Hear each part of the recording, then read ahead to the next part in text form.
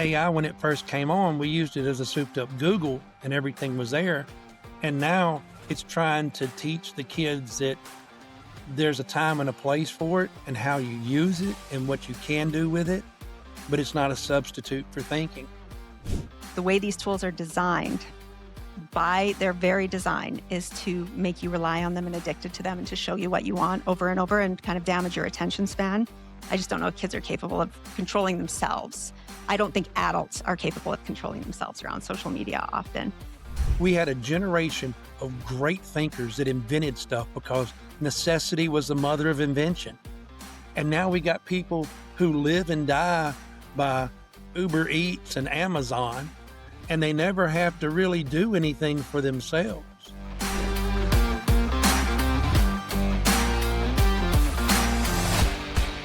All right, greetings everyone. Welcome to the Amped to 11 podcast. I am joined as always by my fantastic co-host, Rebecca Boltzmann. Rebecca, how are you doing today?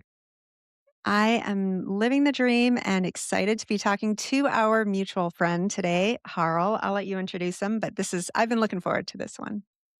Yes, I keep saying we have the best podcast in the world, not because of the output, but because of how much fun it is to create. We find these amazing people all over the world, and then we get to share them with the world. So without further ado, we are so honored to introduce an incredible CTE teacher from Tennessee who goes by the name of Harl Roehm. Harl, how are you doing today?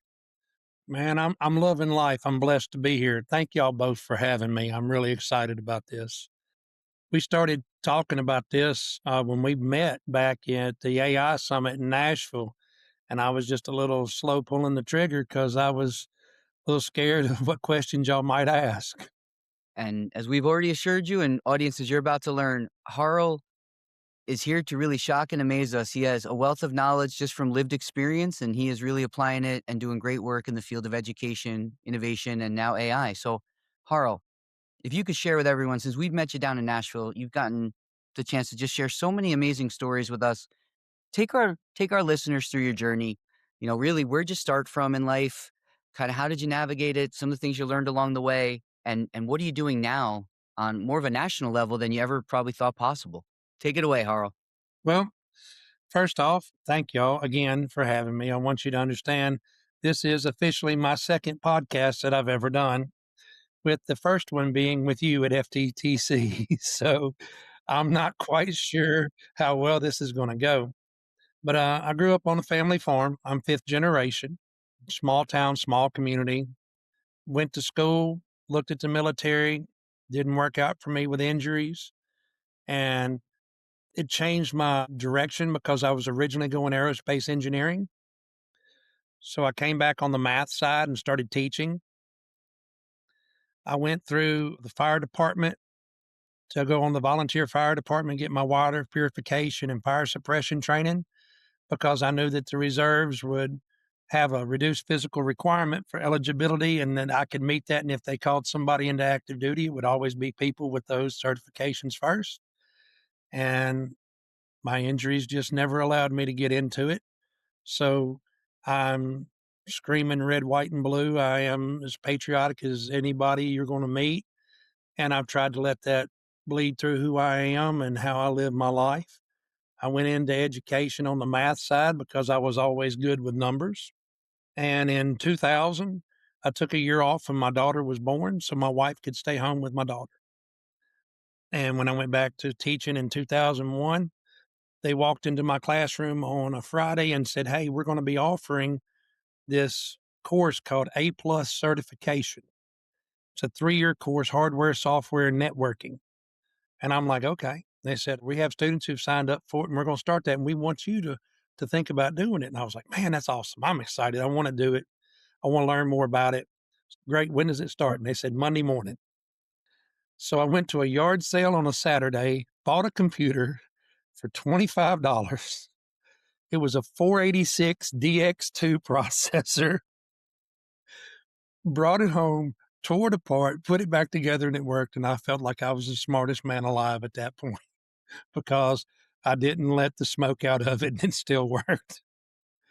And so everything from that point is focused around computers and programming.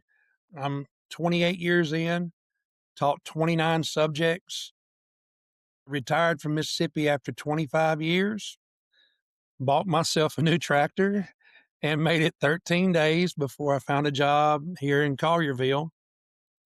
And currently, this is where I'm at Collierville High.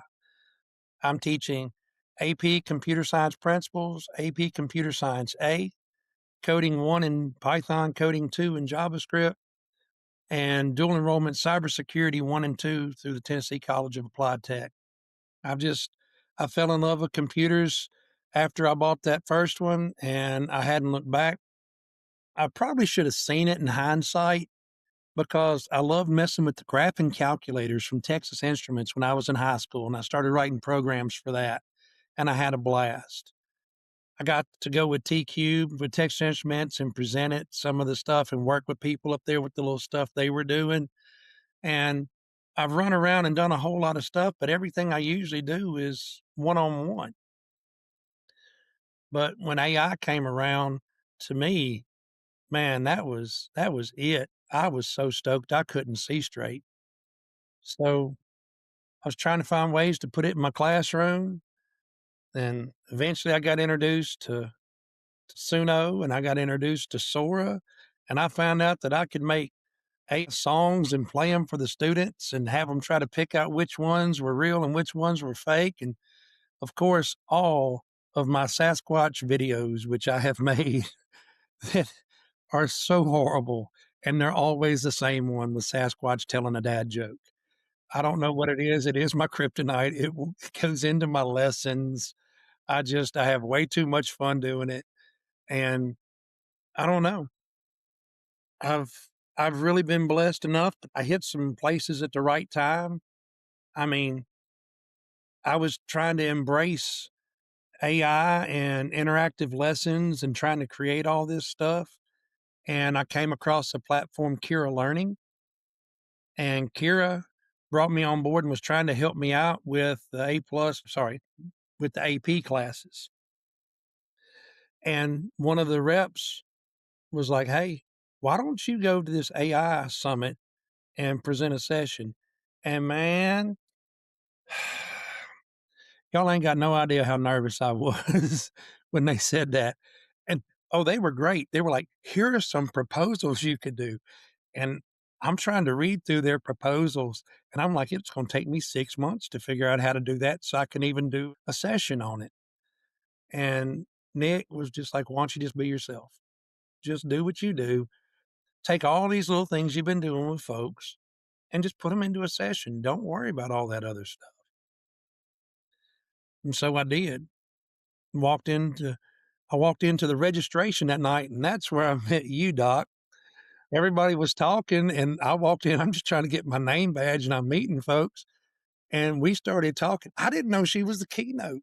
I had no clue. I'm just talking to somebody about how I'm using it in my class, just laughing, having a good time. And then the next morning, she got up on stage, and you want to talk about feeling like a heel, man. I had no clue. I was like, this, you don't need to listen to me. I need to shut up and listen to her more. Oh, I learned so many interesting things from you and that at that reception, though, Harl.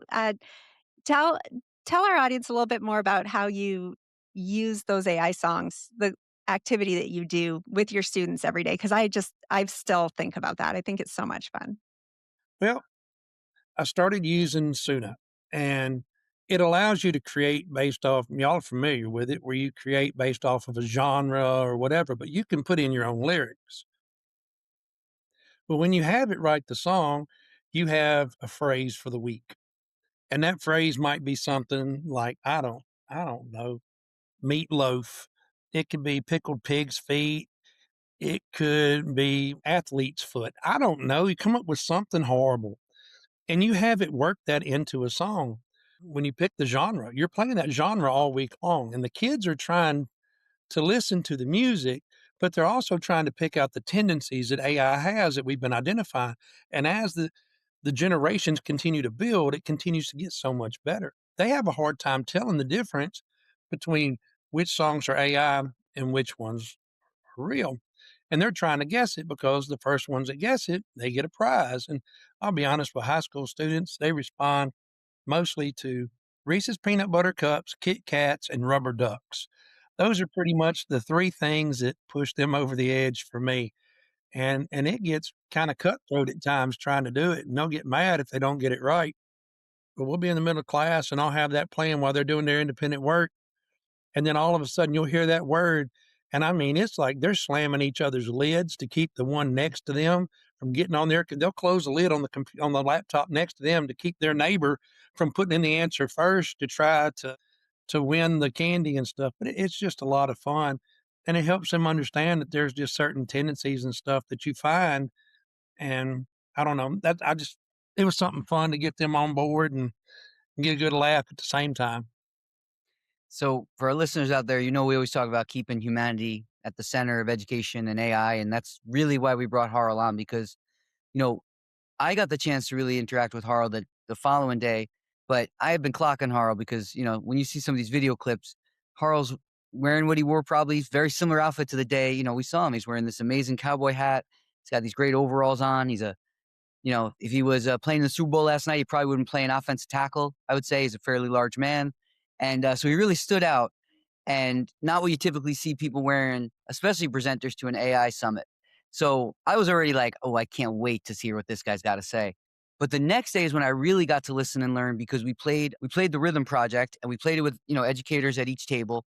And that's where right afterwards, me and Harl really started to connect because Harl started talking about how much that resonated with his own upbringing and some of the ways he's using AI as you're hearing to build connection. So Harl, before we, move on from this amazing way you're using AI now, how are you seeing it's really bringing your own community, other communities? Like, what are some of the things you'd hope our listeners could learn from you today about how are you using it to build community and to really inspire your students? Well, like when you and I talk, I helped you understand that not everybody's got that perfect upbringing. And like I did growing up on the farm, I didn't have a social life. I mean, right now where I live, my nearest neighbor's a mile away, and that's my little sister. So it wasn't like you went and hung out with your friends. We didn't have cell phones and social media and all this kind of stuff. We were on a party line. If you wanted to make a call, you had to wait for Memo to get off the phone because she was talking to Virginia down at the beauty shop, and they would be on it for hours. So growing up, you know, those of us that qualified for those gifted classes and stuff like that, we didn't understand how to socialize with people and everything else. We were always socially awkward. And no matter how much we tried to fit in, there was no real spot for us. Sports helped me. It gave me an outlet. Band, stuff like that. Any extracurricular activity gave me a chance to socialize with other people and feel like I had a place. But in the grand scheme of things, when you look at your friends that you develop in your lifetime, if you can count real friends and you can count them on one hand, then you're blessed because most people don't have that many. And so when AI came around, you and I talked about how through the rhythm project that AI's done so much to bridge the gap for people like me. For those of us who don't know how to interact and don't pick up on social cues like we should and stuff like that. And the usage of that AI makes us feel like there's hope and that we can be normal if you want to call it normal. I mean, to me, I'm fine. It's all these other people that got the problem. But I mean, look, I'm unapologetically me. Okay, that's just the way it's going to be. You know, they talk about normalcy and fitting in and how to respond and what you should do. And AI has been a tool. But as we move forward, it's trying to convince these kids that we need to develop agency. It's not the fact that it's there, it's how can you use it? How can you own it? How can it make you a better person as long as it doesn't replace thinking? Because those critical moments have got to happen. You have got to fail, you have got to discover, you have got to create. I don't need you to be an AI editor. I need you to think for yourself. And AI, when it first came on, we used it as a souped up Google and everything was there. And now it's trying to teach the kids that there's a time and a place for it and how you use it and what you can do with it, but it's not a substitute for thinking. as we get our communities on board, I'm trying to teach them how to build agents and gems and things like this to automate different aspects of their life, the little tedious things that need it. But you got to understand at some point there are some things that you cannot pull the trigger on. You're like, this should never be replaced. This has to happen the way that it does. So it's a long conversation, but it's going to get there, and it's a slow process. I mean, AI is still in its infancy, and no matter how much we try to think about how much we've accomplished in a short amount of time, we still got so far to go. You're watching all the bots and everything that's coming around, but we're looking at the good things. Oh, what was it? Yesterday on the 20th, they announced how they had done that study with 100,000 women they had used AI to help look at the mammograms to try to determine breast cancer and the likelihood of developing, an area like, hey, you've got a 70% chance that this area has the potential to develop a lump and stuff like that. Well, if we can use AI for that to automate that and weed out all the ones that are normal and give those results back, and then anything that has the potential, flag it for a radiologist to look over it. Now we're getting those results back to the women faster. We're getting a chance to help save them. And I mean, that to me is what AI is for. It's not to have it write a research paper. It's not for anything like that. And so it's taken a little time to convince the kids because they want to do everything with it. And they got to understand there's a time and a place. So, I mean, I don't know. I hope that makes sense. It does make sense. Yeah. Harl, I think one thing that our listeners, again, just to highlight, like, I can only speak for myself, and I do want to segue to something that made me think of you this morning in preparation for this. I don't think I would have ever thought at any of the things I've seen you in person at that you would suffer from like not being able to feel like, your authentic self and included in conversations. But I think that's actually something I want to just highlight and recognize is Rebecca and I share this all the time. Like we are pretty much faking it till we make it in public. And then we need our times to ourselves to regroup and re-energize and mask some things that are going on in our heads. But I'm so glad to hear that like AI makes you even feel more comfortable in those situations. And maybe this is a different horror than we would have seen, in a different time. But you did say something I just wanted to highlight. I read this morning and I've been quoting it all day. But what you just said, I really wanted to shout out because there's someone who's been on our podcast, Dan Fitzpatrick, and he wrote something today about a study of 12,000 students across 20 countries and had over 500,000 individual student reflexive pieces. And it was basically like, what if you just teach kids to think about their own thinking? And so all it kept asking them to do was use a see, think, wonder protocol. Like, what do I notice? What does it make me think? And what am I still wondering about? And the more frequently they used it, the greater the increase they saw in students feeling more independent, understanding their own strengths, being able to do better on certain tests. But it said something here that you just said. It was let's start outsource the doing, not the thinking when it comes to living in this AI world. And so that was one thing I heard today that was like, wow, I like really thought about you and some of your life stories. And then I heard this other thing. A really amazing writer wrote an obituary for her father today. And her father immigrated here and was this hardworking man. And they sold their home so he could buy his own business. And then they had to live in a very tiny apartment above the business. And they had a mouse in the house. And so the way that the father tried to think of how are we going to solve this was he would create all these mouse traps and he'd write them out on napkins at dinner. And then he started telling his daughter, okay, we need to start thinking like the mouse. What would the mouse be thinking right now? How are we going to catch that mouse? Anyway, when she said like what he really taught me most in life is it's important is like curiosity and like never like settling and just keep being a deep thinker. And that seems to be like what seems to be your secret for success. So right now, like what are you most deep thinking about? What is still the most curious thing you're finding in the world of education that you really want to like keep going deeper on and trying to figure out for your community and then just in general? There's so many different aspects. When you're thinking about education and you're going at it, I've looked at these AI schools where they come in and the kids do their training on an AI module that's customized to them for a period of time, and then they go into the classroom with the teachers. And their test scores are going through the roof. And then I've got these others that are using AI models with an interactive standpoint, kind of like what I was doing with Kira, where it would let me put a text and chat feature into there. So specified readings were put there, and then the kids had a personalized chat window, and then I can put into it to ask them multiple choice questions and only expand with a rationale if they got it wrong. And they're showing that that's bridging the ability gap. And they're closing in those standards where the kids are struggling there. But then, I don't know, man. I get stoked reading about the entire schools that are done in Roblox where the kids can log in and their entire lesson is taught in Roblox. And I'm like, to me, there's not an answer. We haven't gotten to that point yet. We've got the potential to do so many great little things. We're an inch wide. We might be a mile deep, but we're only an inch wide. And we've got to start putting all of that stuff together to come up with something better because education hasn't changed.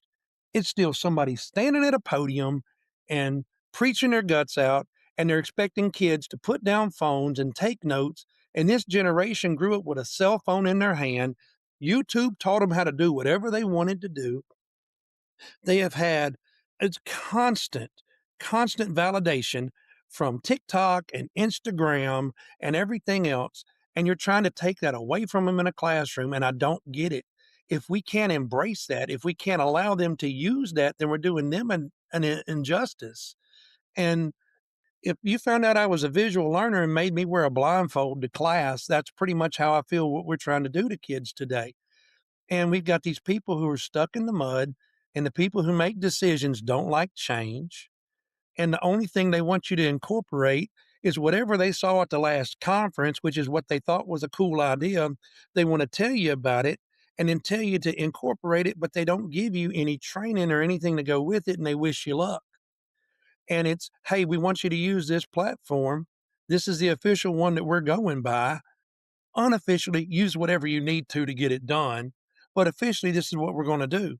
Well, no, if you're going to do it, pour your heart into it and do it right. If you're going to, we got to revamp things from the start. I tell folks it's about moonshot thinking, and I make all my kids watch the moonshot thinking video.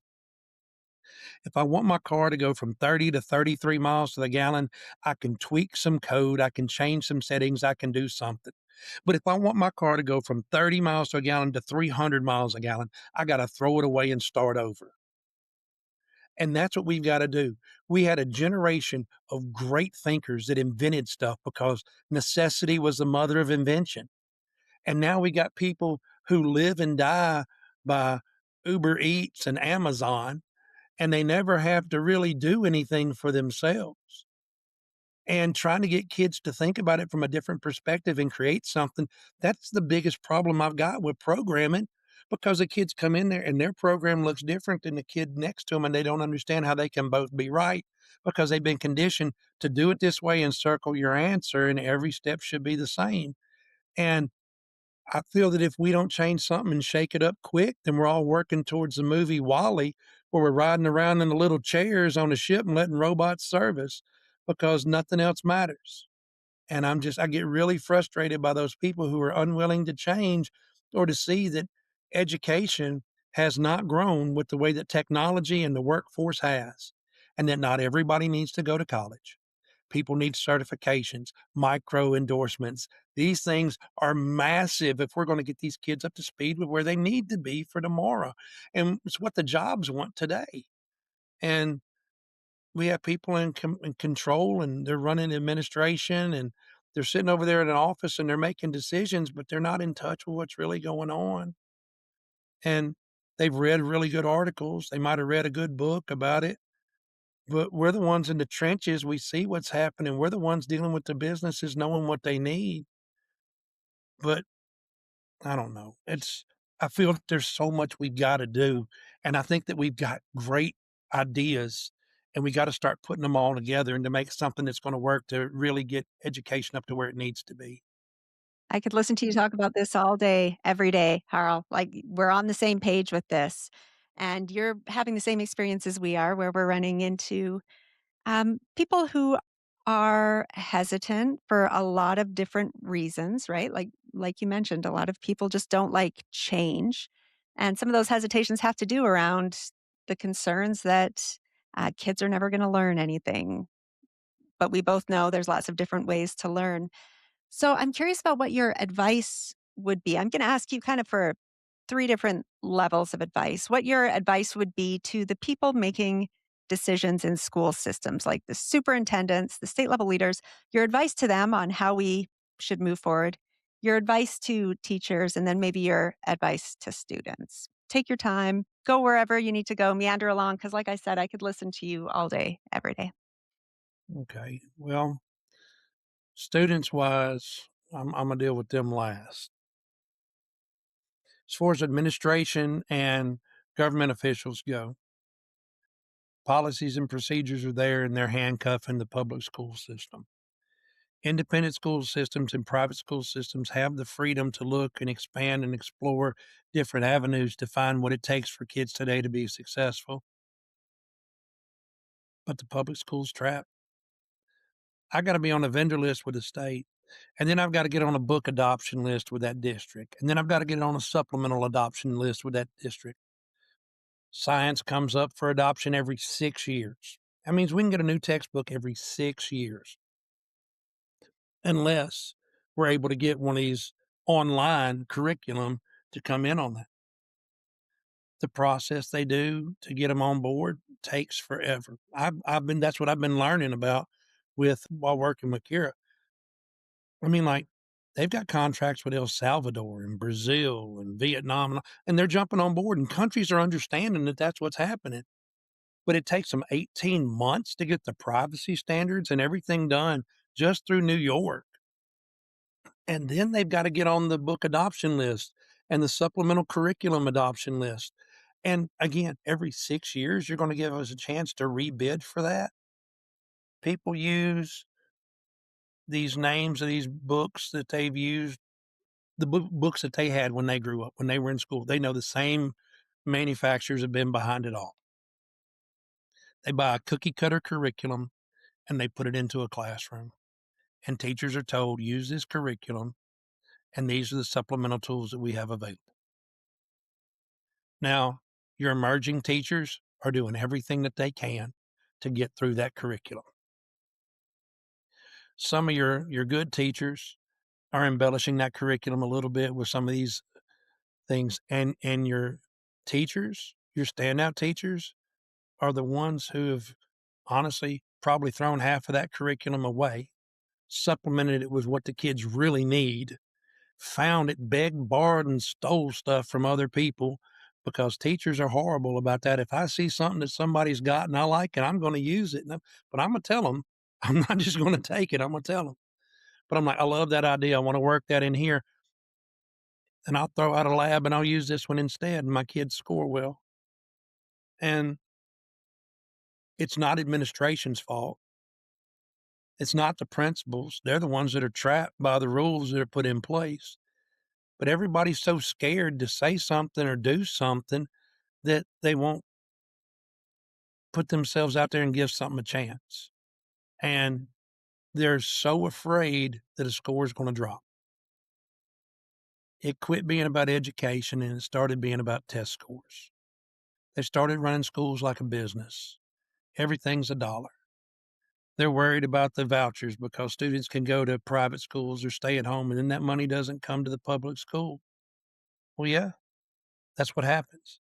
But when those kids go to the private school and they can't cut it, or they stay home and they can't cut it, and they're put back into the public school, that money doesn't come here. It stays where it originally went, which means we've got even less money to do our job with.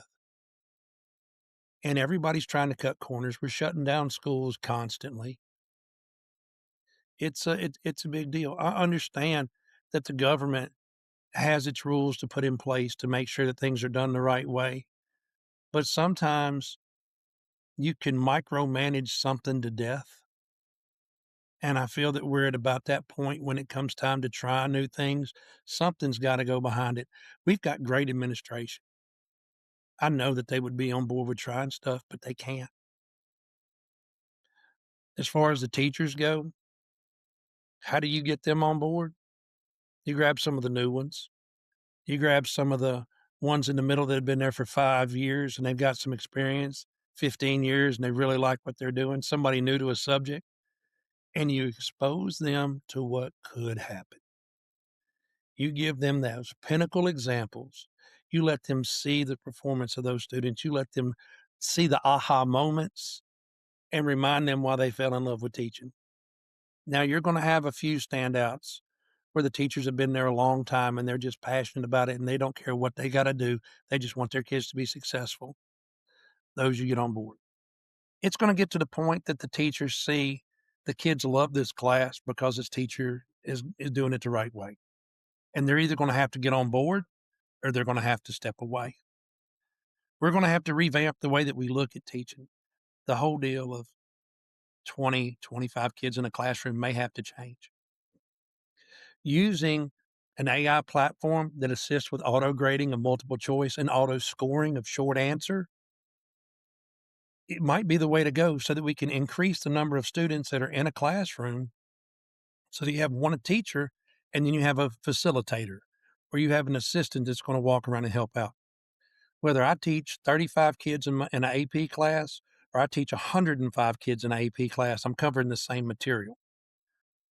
So if exposure to these platforms requires that we need to change the structure of the way the class is done, the delivery of it, things like this, then that's what needs to happen. Teachers will get on board with it. This new generation of teachers we have in school is phenomenal. Like I said, I'm 29 years in, finishing my 28th year, My wife finished in her 27th. My daughter left med school to come back to be a teacher. She teaches science and she coaches right here in Collierville. My son is a junior in college. He's going to teach math. He's going to coach.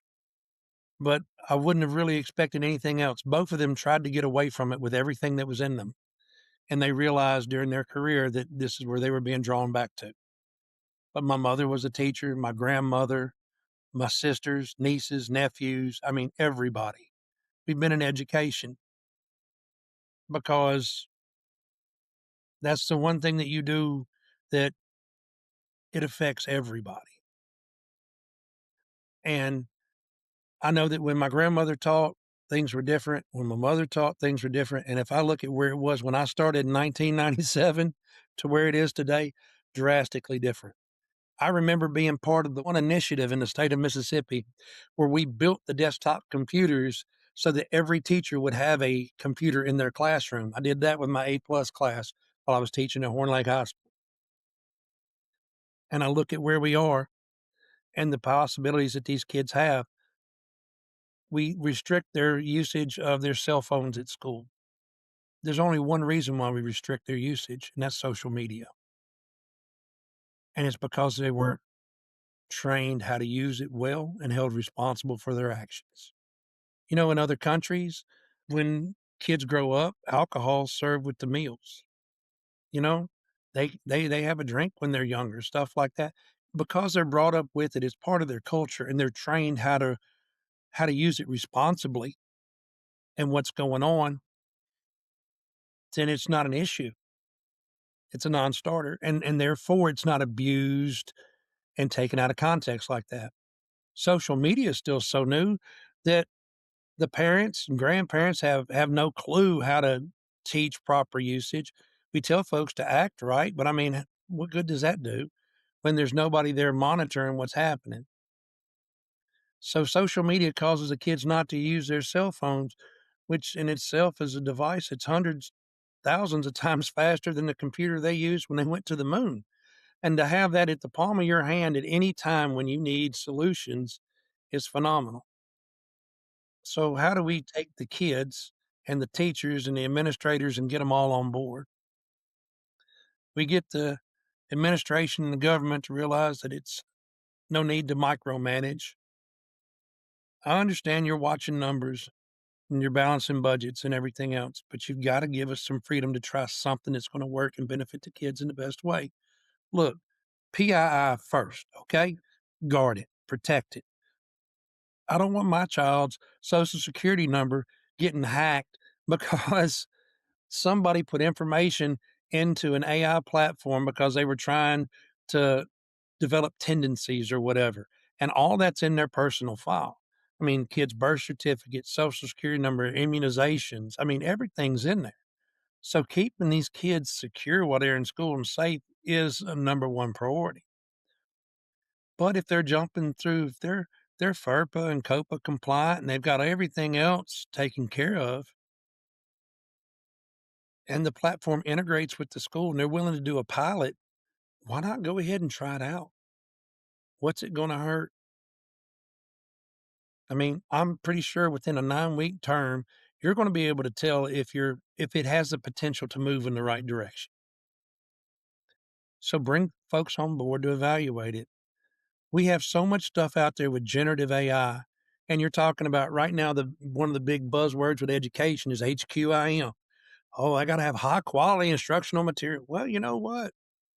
What deems it high quality? Because it says hardcore brace. Does that make it high quality? I don't think so. Because half the time when you look at these online textbooks, if you pull the sections out of them and you put them into a AI detector, it's going to show what percentage of it was actually written by AI. So they can't sit there and tell me that AI doesn't create high quality information. So where do you draw the line, and what rules are you going to put in place to govern this? If you want to make it so I have to use Copilot because you're one of those people and you're done. If that's a restriction, then anything I create with Copilot that I've gone through and I've vetted and I've verified and I have the receipts to prove it, then I should be allowed to use that in my classroom. I want you to keep going, but I want to make sure for listeners out there, like, if you're also like, Harl started by telling the story about growing up on a farm. Memo's on the party line. He said very clearly he loves his country. And you're probably thinking like I am, like, yeah, why? Like, are we witnessing the launch of a presidential campaign? Like, if you're not listening to this and being like, this is who needs to be running this country, is someone with all this lived experience and like can empathize with all these things. But I really do want to say something. You know, you're a veteran teacher. You're a parent of adults, so you've seen it all. And like one thing that you keep saying that I just really want people to hear, because it's agnostic of age, but you have lived experience. Like, you can both love our country and want to see it improve. And like you're talking about both things. Like, you love what it's created and the opportunities, but you also see we're at an inflection point. And we've probably been at other times in our history, but not everybody can do both things, is like love something and somehow realize you have to leave some of it behind to keep that love and moving it forward. So I just wanted to say that because you've said it so eloquently. I just want to make sure that's really just commended. So I just want to say thank you for saying all that knowledge. I appreciate that, but I don't understand how you can love something without wanting to make it better. I mean, I was blessed when I met my wife, and she was the one, it was on her. She said, I do. And I told her I ain't signing no papers, so that's till death. But there's not a day that I don't work to make our marriage better, that I'm not trying to show her how much she means to me and that I love her. I mean, I've never let my kids go to sleep at night without me telling them I love them. I mean, my daughter's married. She she's been married since last March. I still text my daughter every night before she goes to bed to tell her good night and that I love her. You've got to constantly work to make things better. If you love something, it's your duty to make it better. And that's the way I feel like I do about, education, and like you're talking about the country. If you're not working to make it better, then you're part of the problem. You can't be stagnant. You can't get complacent. If that's the way that you are, then you need to move on. Your time is over. And that might not be time to retire. It might just be time for another career. But if you're not pushing people to be the best versions of themselves, then I'm sorry. You're not passionate enough to be somebody I need around me.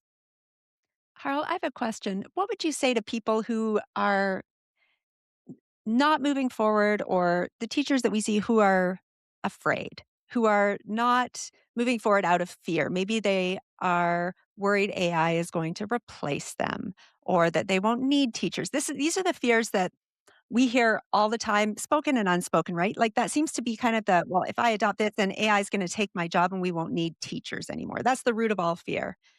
Respond to that. What are your thoughts on that? And it's a real feeling, and it comes from a real place, and it impacts how people operate. But I'm curious what you think about that.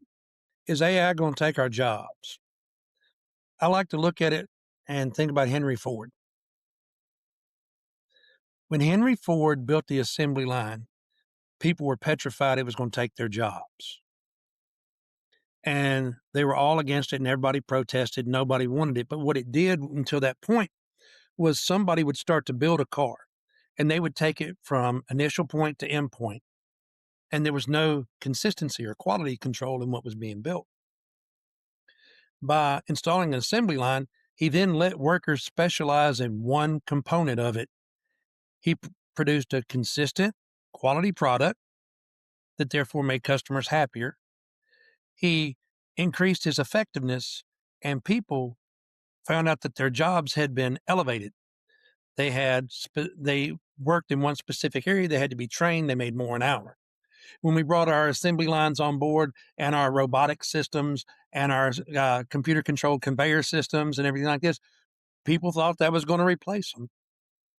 FedEx workers, I remember this. FedEx, UPS, everybody was panicking at these automated systems.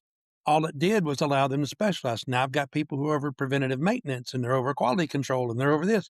Again, specializing. They're making more money now. As we bring AI on board, it's not going to replace you. It's just going to allow you to specialize. You talk about how jobs that are gone. Yeah, jobs are gone. 75% of the jobs kids in programming and the CTE classes are going to work in haven't even been created yet. They're just being replaced with something better. Our coders who used to come out with PCEP, get that entry-level Python certification. Companies just, you don't have to go through the AP. You don't have to go through the professional anymore. They want somebody with a basic understanding, and now you're getting degrees in prompt engineering and vibe coding. Okay. So use the AI, have it write the code for you, and then use your training to help put it all together. We still need you. We just need you in a different role. And teachers talk about how they're going to be replaced. Sorry to tell you, teachers have been replaced for years. Brick and mortar schools are here just simply out of courtesy. But everything that we do can be done online. I can Zoom and have my classes with the kids, teach the conferences, use interactive lessons, and use AI assistance and grade and all that. What it means is that we can reach a bigger audience. Now, how is it going to replace teachers in the school now? It's not. AI is going to assist. AI might have you working with a larger class or in a different capacity, but it's not going to take your job. For those kids that I teach all the time that are worried about AI taking their job, I tell them, it's like, I've never seen AI work as a plumber. I've never seen an AI electrician, and I've never seen an AI welder. So you can say what you want. And they might have them flying the planes, and y'all might try to put me in one of them little cars that drives itself, and I ain't going to do that either. Yeah, it's definitely a little different. So for the parents and the people worried about losing their job, it's not going to happen. We just need you in a different capacity. You got to be willing to learn and specialize and do something even better and give it the chance to help you be more than you thought you were capable of. That's the biggest thing. People are finding out that their limitations are only there because of fear. And, fear is a mental construct. Fear doesn't exist. Your mind creates fear to keep you normal. Best things in life are on the opposite side of fear. I mean, it's only the bravest people who embrace that fear, let it drive them, and push themselves beyond it to get blessed with some of the greatest things. Put yourself out there. What have you ever been so afraid of you wouldn't want to do it? And you hesitated and you waited and you waited. And then when you finally pulled the trigger and you built up the guts to do it, you found out how much fun it was or how exciting it was. Now, I say that, but I'm going to tell you straight up, I got a fear of snakes and I don't get on planes. Now, other than that, I'm open for the conversation, but those two things, I'm a big boy. I understand gravity. I don't fly. Then Harl, please do me a favor. Never, never watch this movie called Snakes on a Plane. You will really Dude, not like this my movie. buddy's already tried that. I had to fly one time for a company I was with, and they flew me on one of those little King Air, little 10-passenger planes. And the night before I left, they rented that Final Destination and had me watch that. that was not a good flight. I'm gonna tell y'all. Well, I'm not worried about AI taking my job, but I'm worried about Harl taking my job on this podcast because this has been just incredible. This has been so interesting to listen to. I just want to say for the record, audience, if you don't hear me again, it's because I'm officially telling Rebecca, I just want to listen for the rest of this podcast. So Rebecca, you are in charge of all next questions. I'm just sitting back here with a big grin on my face. Take it away. Well, I'm just sitting here loving to listen to, but Harl, we appreciate all of your learning. And I think my favorite thing about you is how understated you are. I love your, I'm just a country boy, but then you are brilliantly wise when it comes to integrating technology and messages for education. And I appreciate that. I want you to think with me for a minute. If it all goes right, let's say everything goes well, everything goes right, and we're sitting back here again in 20 years, having this podcast in holograms from our rockers on our front porch, from each of our respective farms. And we think, we got this right. It all went right. What does that look like in 20 years? That it all went right. Hmm. I don't know. That's kind of hard to say. When you talk about what went right, you have to think about so many different steps to it. Are you talking about it went right with education? It went Mm. right with AI integration? Are you looking at the business sector? Are you looking at the way that we use AI to help assist us right now with fighting type 3 diabetes and dementia and the elderly? Are you looking at things like this? I mean, what went right? I mean, that's real broad. If we're looking at a school, if we are taking a peek into a school 20 years from now that has adopted AI well, or a school system, the school system in the United States of America that did a good job of integrating AI and it is churning out kids on the other end who are well prepared to meet the demands of society. What did we do right to get there? What's happening in those classrooms of the future? Maybe that isn't happening right now. Well, I'm sad to say it's probably not starting with me, but it's starting with my kids. That generation that's in their late teens to early 30s, they're the ones that are going to be having the kids that are going to be in school at that time. It's going to be on that group of individuals to realize that we have to, it all comes down to how you use it. It's the empowerment of it, the control. It's understanding that there's a time and a place for everything. It's taking the teachers out of it and putting the learning into the student's hand and having them become facilitators of their own success and holding them accountable for it. It's parents that are actively involved in every aspect of their kids' lives. It's teaching them the right and wrong way to integrate and do stuff, but it's embracing it and its potential in your life. The schools themselves, I think, will look drastically different than the way they are now. I don't want to see any projectors. I don't want to see, um, I mean, I guess you can have an Apple TV somewhere hooked up if you want it, but too many people use those as just an old school projector. I want the lessons to all be labs. I want it all to be project based learning. I want it everything to be around what's going to actually facilitate that kid and put them in a successful position when they get older. You know, when we teach science in the schools right now, the first science we teach is biology, right? What comes after biology?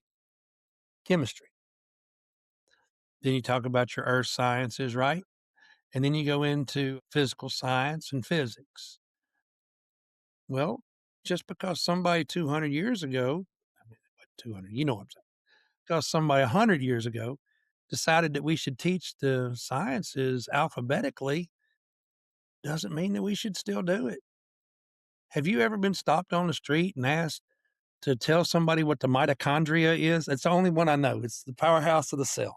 I can remember that, but nothing else. Physics is the science that you were taught to love when you were a kid.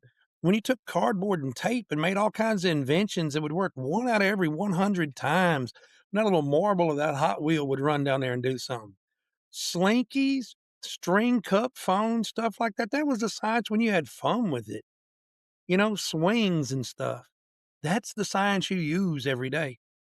So why is that the one we teach last? Hmm.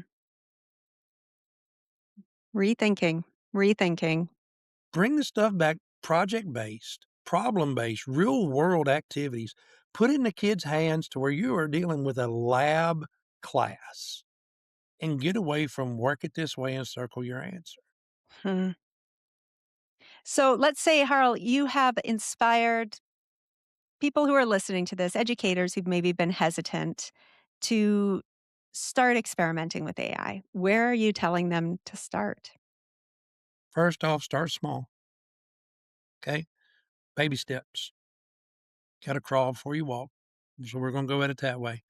I like to think about AI as the old question, how do you eat elephant? One bite at a time. That's it. So when you start with AI, start with something small.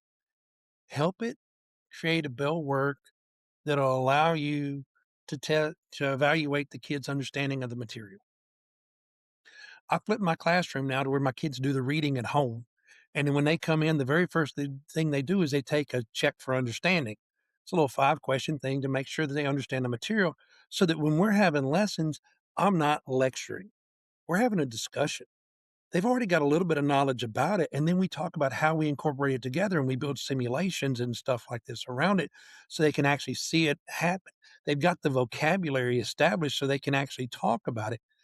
If you're trying to teach material fresh every day, then they're trying to not only understand the concept, they're trying to get the vocabulary in place. They're trying to understand how all that stuff works. And that's not what they need. These kids have had the time to do all this. They like to watch video clips. They want the stuff together. Give them a little 10-minute video to watch. Give them a little something to read. And when they come into class, use AI to help understand where they're at. Use AI to help build exit tickets so you can evaluate what they learned from the lesson. One of my partner neighbor teachers, math teacher, loves dad jokes. 100% loves dad jokes more than anything in the world. So I built him an agent so that he could get dad jokes for when the kids come in for remediation. It generates math problems for him as dad jokes, and then he picks the difficulty level based off of Taco Bell hot sauces. So if it's no sauce, it's easy. Mild is medium, hot's hard. Then you got fire, which is your AP level, and Diablo, which is your dual credit level. So he puts it in there and it helps generate the questions for him, and it provides the rationale so that he can personalize the stuff to go with the kids. Now, I'm not expecting teachers to get to there, not from the start. They got to start small. They got to find one little thing that they can do to incorporate in there that gives them control over something. And when they feel like they can control it, then they'll expand it. So start with a bill work. Start with have it build an activity for you. A little 5-minute activity about how to integrate this into your life. Have it generate real world scenarios where they would use this and help them make that connection. Then once they do that, they'll start to embrace it more and more. They'll find ways to help out. They came at it the wrong way when they came at teachers. They said, here's AI. Use it to write your letters to your parents, to write your IEPs and help come up with all this. No, that's not the way it works. That's important stuff. I've got to know what's going on before I can write that. Use the AI to help me automate the little trivial daily tasks. When I get that under control and I feel like I have a little bit of my life back and I start to see some separation between my work life balance, then then I can do more. As it is, I'm blessed that my wife likes to sleep 10 hours a day or whatever. I don't know. She falls asleep every night around 7:30, 8 o'clock. And then I stay up and I'll work till midnight and then we go to bed. But I mean, that's it. It gives me time to sit there and do stuff. So I'm always reading up on things. I got so tired of the podcast. That's something that you can teach them how to do. Podcast, man, it takes forever to listen to these podcasts. I've got like 12 podcasts I like to listen to, and they're an hour a piece. You know, that's a ton of time. So why not write something so that it goes ahead and summarizes it for you and finds out the important information and keeps you up to date. I got one that I run every day, tell me the latest advances in AI in the last 24 hours and the latest advances in CTE in the last 24 hours so that I can stay on top of it and send it out to my crew and let all my CTE teachers here at the school know what's happening. And what are you using to build that? Honestly, I'm using Gemini because it was best price point.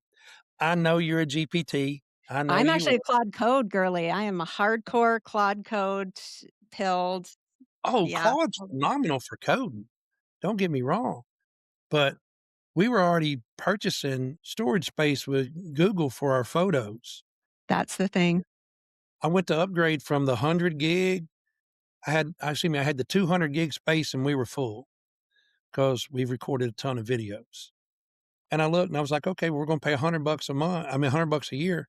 Well, for $200 a year, I get Gemini Pro, I get VO, I get everything. Nana Banana, I get all of it. And I get that for me. I get 2 terabytes of storage space and all the pro features go to my entire Google family. So my son, my wife, my daughter, everybody, we all get all of that for $200 a year total. To me, that was a no brainer. You bring up something really good. I think it was Kip Glazier, who was one of our other podcast guests, who said that too. You don't have to try every single AI tool. Pick an ecosystem like Yeah. Google that you're already using. They all do more or less the same things, and just get to know that one really, really well and how to use it and how to work it in a way that makes sense with your life. You don't need every single shiny bell and whistle. See what the one that you choose is capable of. So that's perfect. And it takes time. And trying to convince people, like, I know that you're experienced with this and you've got your repertoire when it comes to AI is like through the roof. And some of us will never get to where you are. Carl, we know you know. Probably more than both of us put together. But I tell you, I play with it and I tell the teachers, don't try to reinvent the wheel. Find one little thing that makes you happy. And if that's all you ever do with it, then great. But you can't shun it. You can't shut it down. You can't block it. You can't will it out of existence. AI is here. And for anybody to try to dodge it is a detriment. I mean, we've got the potential to do some really wonderful things in this world. And I understand that with every great thing, you run the risk of something bad happening. And people talk about, oh, well, when AI comes on board, it's going to get hackers to come in here and do this, and they're going to use AI to hack you. You know what? That's a risk I'm willing to take because if it's saving lives on this side, I'm willing to take that risk on the other. And if it can help these kids that have never had an outlet and then have something to do, great. Now we got folks talking about how we've got to limit their exposure to it. We don't want them to have access to it outside of schools because we're afraid they're going to develop a relationship with this chatbot. And I'm like, you know what? They've been catfishing people on these social dating apps for years. I mean, y'all knew this was coming. This is nothing new. Why didn't it all start back at the very beginning, training the kids on what they can and can't do, holding them accountable for their actions, quit blaming everybody else when something doesn't go your way, and just owning up. You know, when I was young and I did something wrong, I got a whooping. And I knew. Now, look, don't get me wrong. There was times my buddies would be like, hey, you want to go do this? And I think to myself, is this worth the whooping I'm fixing to get? And I decided it was. And I went ahead and did it, knowing full well I was going to get tore up when I got home. But that's a decision that you make. You make that every day when you get in your vehicle. You got a speed limit. If you choose to break the speed limit, when you get pulled over by the cops, don't yell and holler and whine and bellyache and complain that you're getting a ticket. You took that risk, but you get what you get what you get. Yeah, that digital literacy piece is huge, right? We gotta just teach kids to be responsible with it, and that starts with us understanding it ourselves and using it so that we can be good, um, role We gotta be, models. oh yeah, we got to be good stewards about this, and it's got to start in the elementary levels. We have got to work with those kids from the time that they can first start playing games and getting on those iPads to understand what you should and shouldn't do. And the whole concept of waiting doesn't work. You know, and in these other countries around the world, they teach English. They teach English from the time they first start in school. You know, Why is it here in the States that we wait until you're in high school to start to teach you a language? By that point, you're already, behind. And I think what you're talking about is making it a real, like, partnership with the parents too. I think we all need to be teaching responsible technology use from a very young age. That's the key. When you get them during those moldable, influential years, those that is the key. And if we're not doing that, then again, really, what are we trying to do? Are we trying to look good on paper? Are we trying to make sure that we're securing ourselves and keeping and protecting ourselves? Or are we trying to do what's best for the kids? Brett, we're gonna bring you back into the conversation here, and you can ask the final question here. All right. All right. Well, that was again, if you're not just so inspired by this, I don't know. Harl, also, thanks for telling all our podcast audience they can just summarize our podcast. Again, you really are trying to make AI's not replacing jobs. Harl's taking away our jobs. He's gonna be a better host. And he's already like, don't even listen. Okay. But Harl, Rebecca, we got two things we sometimes end with, but maybe we flip it around. I don't know. We usually ask a question for us, but Harl, do you have a question for us that you'd like to ask that we will give our 30-second version of a response to? So what's a high level, quick hit question you want to hear a snapshot from me and Rebecca on? As emerge, as leaders in AI and everything, how are y'all going to be represented as like pedagogical auditors and narrate your logic so that the people who come behind you can build off of what you've started? I mean, in science, everything we do is stand on the shoulders of greatness. Okay. We didn't have anybody do anything with the DNA structure. That was done by the scientists that came before them. You're the pioneers. You're the ones that are setting this up. So, how are you going to devise this in different stances so that the people who come behind you can continue to branch in your fields and push the envelope so that we can actually build and do something great? Because I don't know. I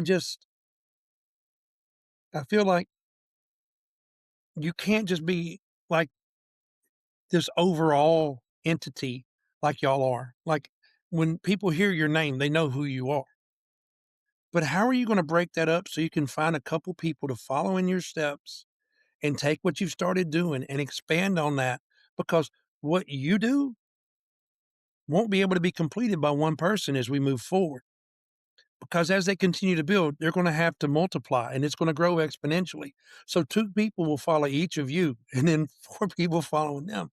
And so how are you going to break that up? What are you going to use as a standard to help guide those people as they move forward into what's best for not only our students, but our communities and our schools and education as a whole as we move forward?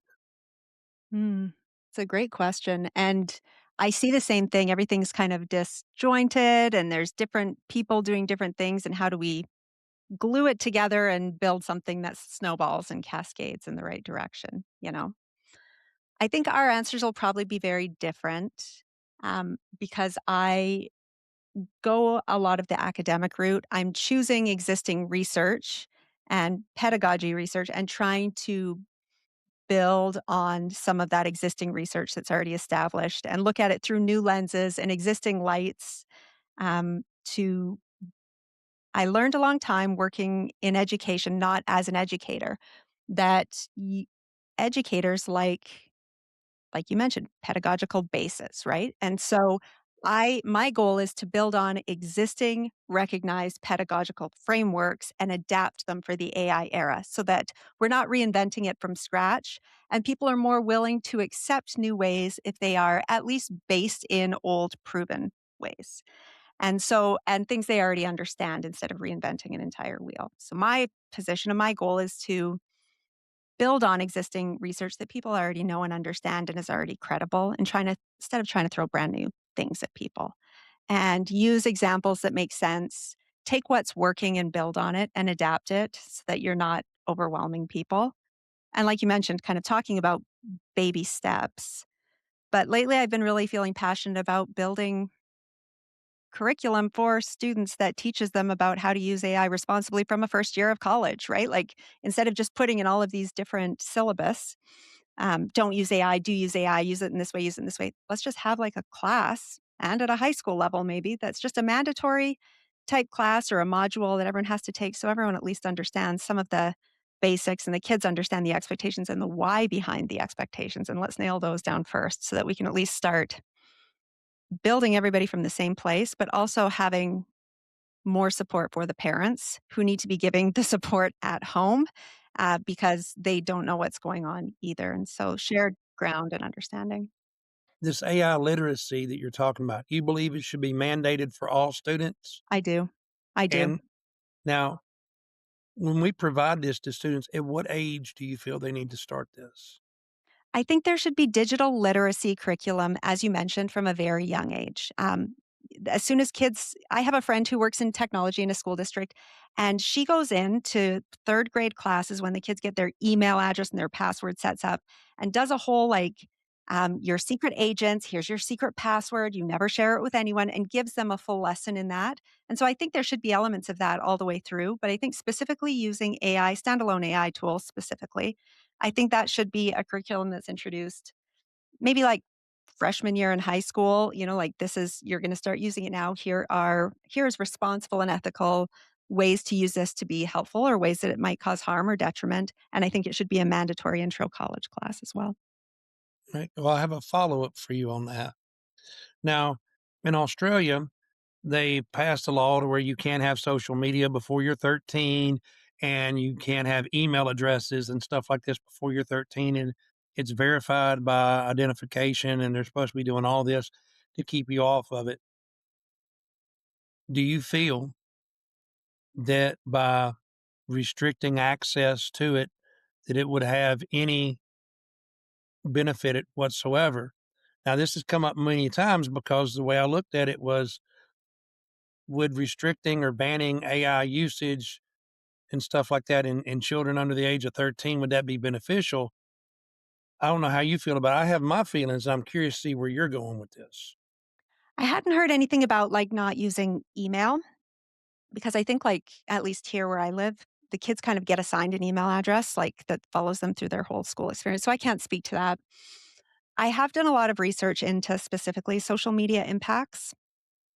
And I do think social media is terrible and horrific. And I don't think kids should have access to it. I think it's designed to exploit them.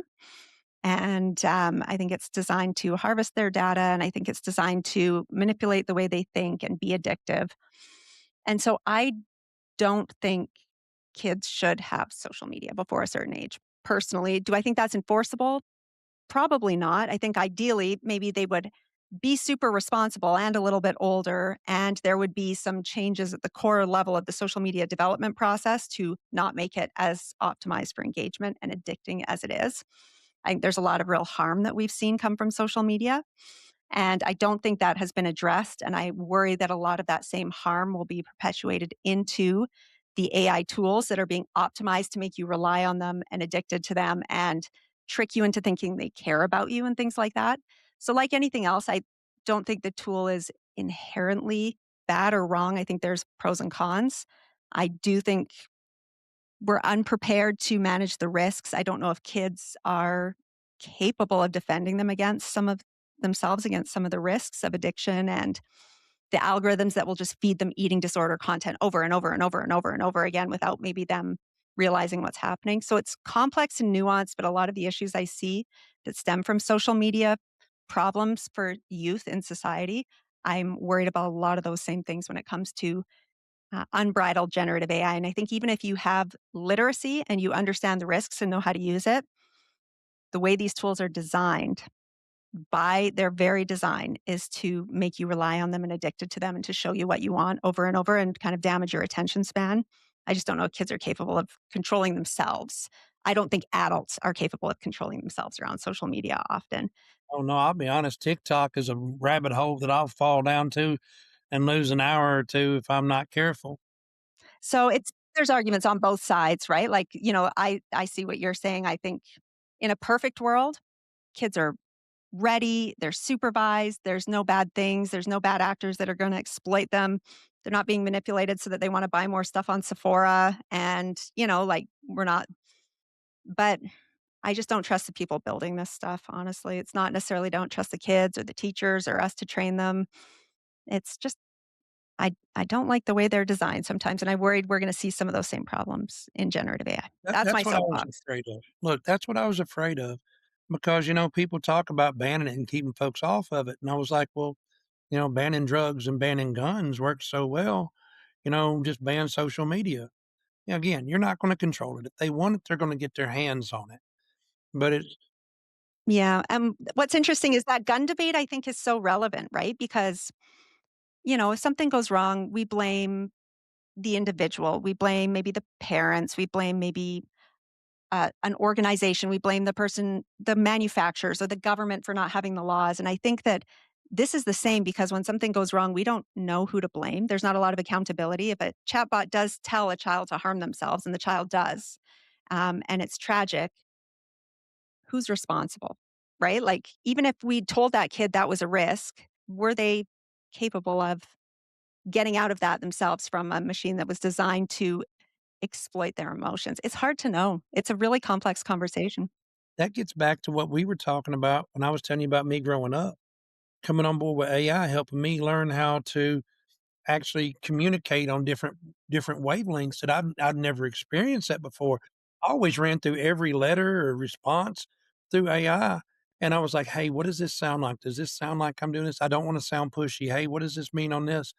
Now, you start to build a relationship on that, it's just like what you're talking about. These kids start to rely on it.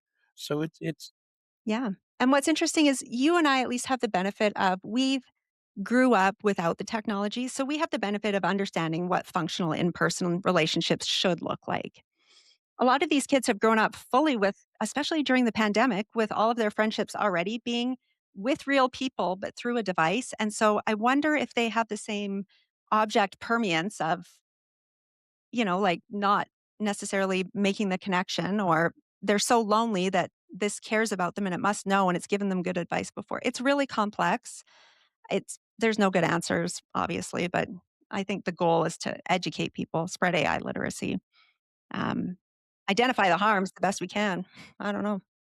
you saw where they brought around the, counselor the AI counselors where they're gonna go around and do this, and they're bringing it into our healthcare. They've opened up some AI clinics that they're now using in remote areas for people who can't get into. So it's here, but it's how do we develop that sense of responsibility for not only the people who are establishing it, the people who are governing it, the people who are using it? Because ultimately, the people who pay the price are the end users. The vulnerable user, right? You're vulnerable if you're seeking that kind of support, right? It doesn't matter how much we wanna blame somebody else, blaming a company or blaming somebody who coded it or blaming the people who allowed it to be put out there is not gonna help that person that was hurt. Right. Right. So then how do we avoid the harm? And that's kind of the root of all of the research I do. And that's the big questions that I think we're all working towards. We don't want kids learning to be harmed. We don't want people to lose their jobs and have harm. There's all these things people worry about, and all of them are a little bit valid, honestly. And none of them have great answers. So much for my 30-second answer to your question. Sorry I'm about that. sorry, look, I'm serious. We get into this deep because I wanna know how you prepare people to take up your fight and continue on, you know? There's a lot that goes with that. Yeah. Well, at a foundational level, like from a first principles perspective, I tell the story a lot, but do you remember the Dr. Seuss story of Horton Hears a Who? I do. So, ever since I first picked this up, I just saw the amazing things and I saw the risks, which is why I started researching them. And every time I go and speak to a group, I try and help them understand some of these risks. And Horton had this little village on a flower that needed help. And they were all yelling, we are here. But nobody could hear them until one little voice joined in. And suddenly other people were aware. And I just think my role, whether it carries on or not, but for my moment in history and time here is to help bring awareness, help people understand, at least be informed on the basics and how this can be helpful and harmful so that they can have informed opinions. And if there are things that are really risks, we can collectively join our voices together for things like data centers that might ruin the farmland or whatever it is for a specific area. And at least we can all like collectively yell, "We are here." And hopefully somebody listens and we can affect change when there needs to be real change to help prevent harm. So my cause really is just kind of right now at the very baseline, just helping bring awareness to people and helping empower people like you are, Harl, with, oh, okay, now I feel better about this. It's not as scary to me because I understand. And so now I'm prepared to actually take a baby step. And once you take a baby step, you get better. And then they each help maybe 100 students. And that's the snowball. And maybe my little part of it is just helping, same as yours, people feel empowered enough to get started. Well, I hear you, and thank you. Man, he's so good at this. Again, why did we give this guy our show? Harl, I'll say, like, the thing that I've learned, the thing I've learned I don't know how to do yet is say I do this one thing and it helps achieve this one challenge in education. And I don't know if I've ever been good at that. Like, even in the 16 years in public education, I was probably always constantly changing what I thought was the most important, impactful thing. So, like, one thing I'm really grateful for is that I did name my organization Amplify and Elevate Innovation because that is truly like what I care about doing. And I've learned sometimes I'm the amplifier of other amazing things like what you lead, or if there's an innovative solution, or Rebecca shares something, or someone I see online does something. I want people to know that exists because my current locus of control is not, I don't have my hands in a classroom. I don't have my hands on a district or a building. So I know my current lever is getting good ideas, good practices into others' hands. But also just before this, like I was just working on Zoom with 25 teachers, teaching them how to create their first ever gem and like getting them to metacognition, think about like, what if I was your perfect co-teacher and like just by using voice memo, watching this woman say, oh my gosh, this is incredible. I can just talk and build my lessons. And like that alone is like, that's going to sustain me and make this feel like a great, very productive day. I just changed a really passionate educators, like got them their life back by doing what, like I wish more people knew how to do, but I'll just keep spreading that gospel. And then finally, what we're doing in a lot of districts around the country is making these community playbooks. And we're kicking it off in an area where in Ohio in 2 weeks. And I'm like, the schools I'm working with are the districts where I keep saying, like, we can give you all the frameworks, like we can give you all that stuff. You have to look inward now about what your community actually values. We'll give you guardrails. We'll give you everything. So like it will be safe. Like you've been saying all day, are like there's some best practices and guidance where it exists, but to make it exist and work in your community, look inward first. And we're just teaching you how to talk and collect evidence that just mirrors back what you actually care about. So I think that's it. That's what I would like to hopefully continue What doing. I was going to tell you, and you don't realize this, is that you're saying the right things. But part of the reason why it works is because you are on the outside. Okay. People get numb to the stuff that's around them. I can't tell you how many times I've told my kids to do things and it didn't sink in. But this is a perfect example because I was talking to my son the other day because I mean, I'm sorry, they've heard your podcast, okay? My kids have heard y'all, and I listen to make sure that we're good because I listen to my kids when we drive and podcast play. My son told me, he was like, "Hey, the other day I was headed to the gym and I was talking to Gemini." And he said, he goes, "I was doing what he said." He didn't know your name. He couldn't remember your name because I was doing what he said. I turned it on, I put it in the passenger seat, and I just talked to it while I was driving. And then when I got to the gym, I told it to just summarize our conversation and give me the top 10 things from it. And I'm sitting here going, "Son, I swear I told you that 50 times." And he heard none of it, but he remembered that from the talk about using AI to help, better you as a person and how you can think better when you're doing stuff like that and to use it to be your assistant. And he was talking about how you said you turned it on when you talk to people so that you could focus and keep eye contact and maintain that communication, that connection to them. And that's resonated with him. So I was letting you know that it works because you're on the outside. That's why you have to come in and do those community playbooks is because when people in the community talk about what needs to change, it's just another squeaky wheel. And people can tolerate that for a long time. When they bring you from coming outside to get that new perspective, then people open up their eyes and listen. So don't negate that. That is so massive that you've got to keep doing that. You've got to keep going to these communities and being that voice and being that inspiration that leads people to it, because they don't listen to those of us who are there. They listen to y'all. You can't be a prophet in your own city. I've learned that, and that is direct from the Bible, and it is true. It's hard. People don't listen to the people who've always been around, even if they know what they're talking about. We've lived that. Harl's son, whose name I don't know either. Listen to your daddy. This guy is a wealth of wisdom, but I also understand. Don't listen to him, then listen to the M211 podcast. I'll just text him before. What do I need to make sure your son hears? And I'll say it. Harl, thanks for that was an amazing question again. You're either going to join the podcast or eat us up. So why don't you end with our favorite question? You've given us so much knowledge. Just also, listeners, if you couldn't tell, Harl produced a 53-page prep document for this. He told us before. So as you can tell, he was ready. Like, he knows this is his moment. Well, we are ready for our final question.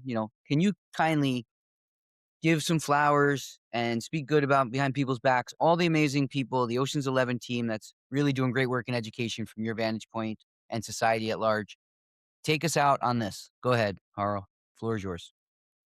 If I was trying to think about some of like my favorite things, I don't know. I talked about, how I use social media and I love it, but we talk about different champions of equity and justice. That was one of the things that y'all mentioned in there.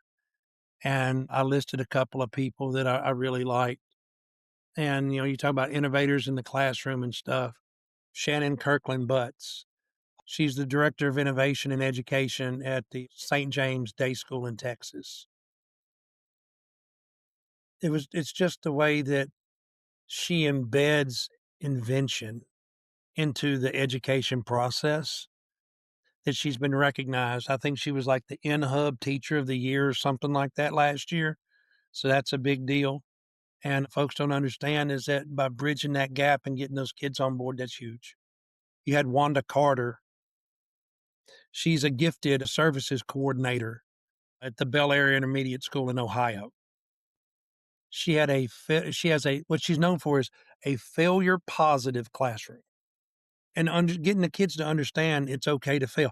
I love that, because back when I taught math, I made my kids come in the very first day and I let nobody use a pencil. I made them all use pens, and they had to work these problems out. And I took all the pages, I cut their names off the top and I stuck them all over the wall. So whenever they looked around, all they saw was math problems with scribbles everywhere, and people keep working it out to the side. I kept showing them nobody's perfect. Erasers try to make you feel like you're perfect. I don't want anybody to use a pencil in here. I want you to use a pen, because when you make a mistake, you erase it. And then you keep making that mistake over and over again. If you make a mistake, leave it in pen, put an X to it, move next to it. You won't make that same mistake twice. Learn from your mistakes. If you erase them, if you try to delete them, you're destined to repeat them. You've got to embrace it and understand that failure is part of life. So she got picked up for that. And I thought that was awesome. I mean, there's so many different people. You're talking about like Dr. Monique Chisholm with the Smithsonian Institute. I mean, just the work that she's doing. I mean, cultural heritage and stuff. It's massive. We've got so many great people out there that fly under the radar that we've got like no idea who they are. What is it, Dr. Sasha Lucioni? Yes. I mean, come on. I mean, and the thing is, these aren't names that you hear all the time. When you're talking about like stuff that I like, I love TikTok. I'll be honest, I probably shouldn't. I love it way more than I should, but it's because it's quick. I get that feedback and I get to move on. And so people like Maddie McTech, who's on there, or Andrew Davies, Sophie AI Education, and Brittany Teacher Burnout Tips. Those are great people that are on there, and they make a difference because they're reaching teachers at the fundamental level, and they're helping them bring themselves back from the brink, and they're fighting that. We're losing too many quality people 3 years in because they're overwhelmed and they're burned out. They don't know how to get by because they're given a textbook and a stack of resources and never taught how to implement it, never taught how to incorporate everything together, never taught about how to embrace AI and use it for the betterment of themselves and their students. And I just can't stand that. There's no need for that. And I'm at the point now that I can be as loud and as squeaky a wheel as I want to be.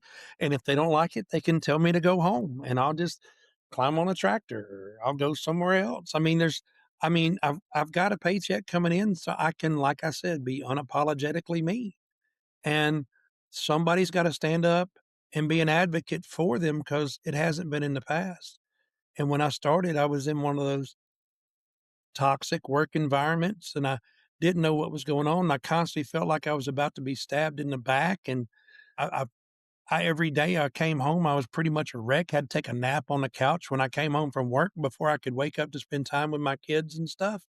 And, you know, I finally came around to realizing that the only person that's going to help me get better at anything is me because there was nobody out there to be my advocate. And now we've got these young kids, so we've got to do what we can to help them out. So that's why I'm getting a little vocal because I don't want my kids to have to go through the same thing I went through. But I don't know if you're talking about podcasts. Yeah, there's a bunch of different podcasts I like. I told you that. And they got a bunch of them, but what qualifies as somebody who's changing the game? Are you talking about the librarian down at the elementary school who finally convinced this kid that they have a passion for reading? Are you talking about the art teacher who convinced her student that graphic novels are a form of entertainment and to follow it? And now that graphic artist, she's published 3 books. And we change one person at a time. And while we can talk about these folks that have accomplished great things, it's only because they were in front of the right people at the right time. We got folks around us every day who are changing lives and making huge advancements for us, but we don't know it, and we won't know it for 10 years. And that's the thing that excites me and scares me at the same time because I feel like I'm wasting an opportunity to find out these things and get on board with them now. No, I think that was an incredible answer, Rebecca. I'm sure you have thoughts. That was about as good as it gets, Harl. So thank you for that. No notes. That was great. I appreciate everything, y'all. I do. I mean, ever since I was young, I've just wanted to do something to push the envelope. I never wanted anybody to settle, and that was one of the things that I've always tried to do. Well, you're doing it. Yeah. Yeah. You taught us a lot about life, values, how to be a good parent, how to be a good educator, how to be a good person. So, M211 listeners, I'm sure you are already, just wondering how can I have Harl on my podcast, be my keynote speaker, be my local congressman, show up on the ballot box. So, Harl, could you let everyone know, like, how can they interact with you? How can they find you? How can they keep this conversation going with you? Well, I'd prefer not to give my personal cell phone number. No, not right off the bat, just because I do wanna be able to eat dinner, and I do like living in my house, and if y'all started calling at all hours of the day from everywhere, my wife would get kinda hot. Maybe a LinkedIn account or maybe a website even. I just started building my website, but I'll give you my email address. I don't care about that. Harold, you need to start a TikTok account. You just need to open it up, talk to your TikTok, and we'll get you 1,000,000 subscribers. That's also true. When we were up there, we started talking about how if I stayed where I was and teaching, I'd reach 150 kids a day. But if I started sharing this with everybody, I could reach 150,000 a day. And a TikTok's faster to build than a website, and kids don't go to websites. Well, I just bought my domain and I just built my website, Atta be. redneckedtech.com. Sounds like a TikTok handle. So I'm creating everything else that goes with it. But if you need to reach me, it's harl.rain at redneckedtech.com. And I'll do everything I can to help you all out. I don't gatekeep any information because it ain't going to do me no good. Like I said, never seen a hearse with you all behind it. So share what you can with everybody while you can and make the world a little bit of a better place. That is the best thing I've ever heard. Oh my gosh. Oh, okay. So yeah, follow Redneck EdTech really everywhere across all platforms. You can get more life wisdom and knowledge from Harl because an hour and 35 minutes doesn't even do it justice somehow.